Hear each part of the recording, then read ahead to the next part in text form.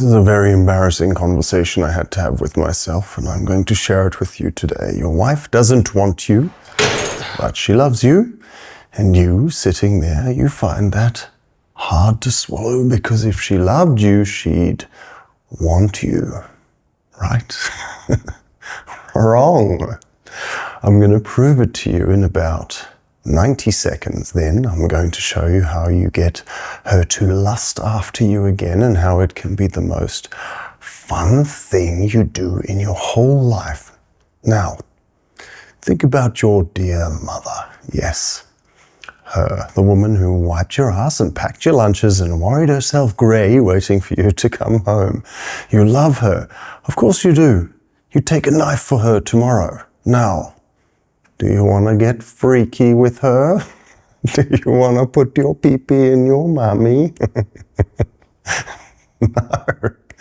No, you don't. The thought just curdled in your stomach. You probably actually winced. Maybe you swore at me out loud just now. Good. That's the point. What about your sister? Your daughter? Pick one. Same answer, same wince. You love them ferociously, and the thought of laying a finger on them makes you want to crawl out of your skin. It's disgusting. So tell me, if love automatically made you want to sleep with someone, why aren't you trying to climb into bed with your own mother? You aren't, because love and lust aren't the same engine. They're not even the same fuel. They aren't even in the same garage. Love is the fire in the hearth. It keeps the house warm.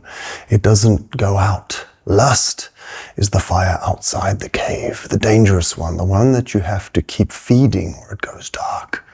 Two fires, two jobs, two completely different beasts.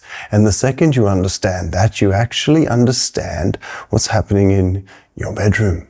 She still loves you. She just doesn't want you, because somewhere along the slow grey march of marriage, something quietly catastrophic happened to you, and neither of you noticed. You stopped being her man and you became her brother, or worse, her son. I know. You hate that. You want to throw the phone? Pick it up. Keep listening. You didn't mean to do it. There was no one day that it happened. There was no fight, no betrayal, no moment. It happened in a million tiny surrenders, every one of which you thought was love. Let me name the moves. You'll recognize them, every one of them. You stopped having a life she wasn't managing. You started running every decision past her. You stopped having opinions she might disagree with, because peace was easier than friction. You started waiting for her to be in the mood, the way a kid waits for mum to be in a good mood enough to ask for a snack. You complain to her about your boss. You complain to her about your back. You complain to her about her. You let her become the manager of the family, and then you reported to her like an employee. And you did it out of love, because you want her happy. Isn't this a cruelty? You traded yourself for her approval. You traded your direction for her comfort. You traded the man she married for the man you thought she wanted. And the cruelest part of the joke is, the man you thought she wanted is the man her body cannot desire. You started asking her, this one you'll probably feel, what do you want tonight, babe? Every single Friday for the last 4 years. Every single Friday. Like a kid asking his mum what's for dinner, and she answered, because she's tired and somebody has to decide. And every time she answered, a tiny invisible cell in her body filed you one click deeper into the wrong drawer. Lover, lover, lover, roommate, brother, son, click, click, click, until one night she rolled away from your hand on her hip, and she didn't even know why. She just knew that something deep in her body, older than her, older than you, older than language, said, not him, not like that, he's family. And you lay there in the dark thinking she doesn't love you anymore. She didn't stop loving you. And there is nothing wrong. Her body is doing exactly what a woman's body is built to do. It's refusing to be aroused by family. The same ancient circuitry that stops a sister wanting her brother is the circuitry that now stops your wife from wanting you, because you trained her day by day to file you with her children instead of her man. Now here's where this video might lose you and could turn into a lecture, and I'm not going to do that, okay? So stick with me, because the way back isn't a lecture. The way back is the most fun you'll have in a decade, and you've forgotten how to do it. So listen to me.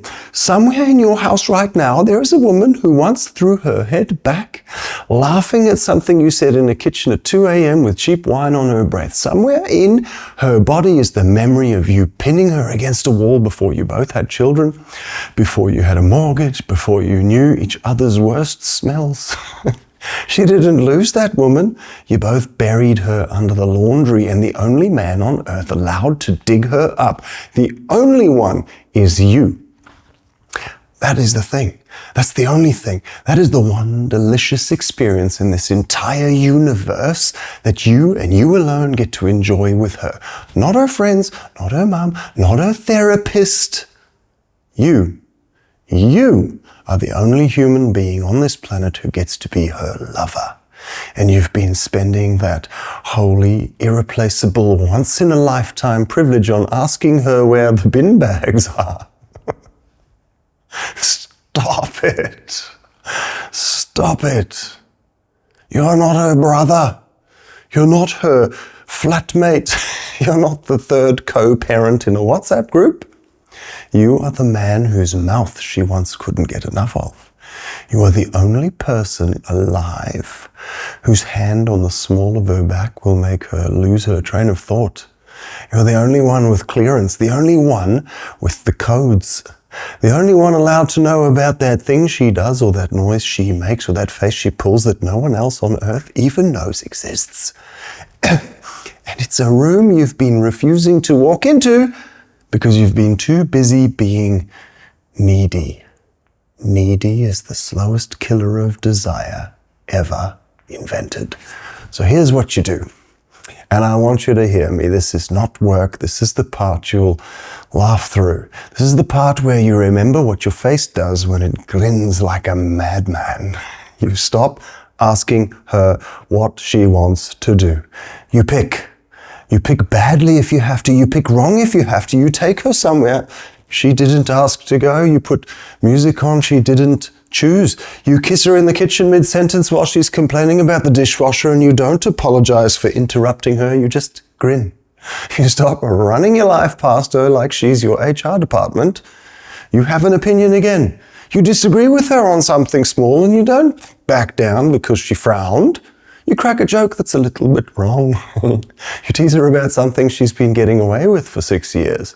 You walk back into your own life, the one that has a center of gravity that isn't your wife's mood. And then, when she's mid-rant about something one of the kids did, you look at her. And I mean look at her. The way you used to look at her a long time ago. And you say something only her lover would say. Something her brother would never get away with. Something a little bit filthy, something that makes her laugh and roll her eyes and say, "Stop it," in that voice that actually means, "Don't stop it." She's going to be confused, which is good. She should be confused. She's been married to her brother for 4 years, and you just walked in wearing her husband's face. She'll test you. She'll wonder who the hell this is. You don't have to explain. You don't apologize for waking up.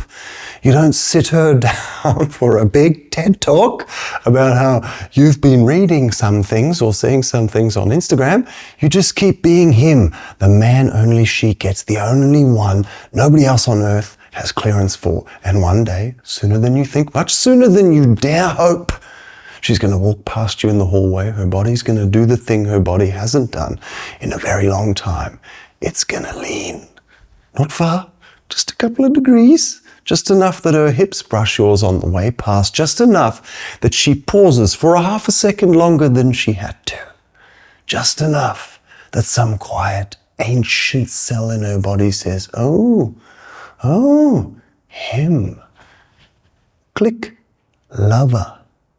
Welcome home.